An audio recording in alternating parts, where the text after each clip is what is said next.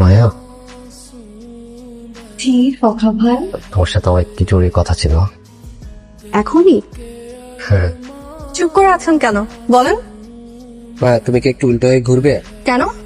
কারণ কথাটা আমি উল্টো হয়ে ঘুরে বলবো। ফখা ভাই, আপনি কিন্তু অনেক অদ্ভুত বিহেভিয়ার করতেছেন। Please Maya, please. ওকে, বলেন। মায়া, আমি তোমাকে অনেক ভালোবাসি। আমি কত ভালোবাসি সেটা তোমাকে বলে বোঝাতে পারবো না। আমার এই ভালোবাসা তুমি ক্যালকুলেটারে যোগ বিয়োগ গুণ ভাগ করে হিসাব করতে পারবে না মায়া। আমি আপনার থেকে এমন চাইল্ডিশ ইম্যাচিউর বিহেভিয়ার এক্সপেক্ট করি নাই। আমি তো আপনাকে বড় ভাই মানি। বড় ভাই মানে তো জানেন, বাবার মতো। বাবা হয়ে মেয়েকে প্রপোজ করতে পারলেন?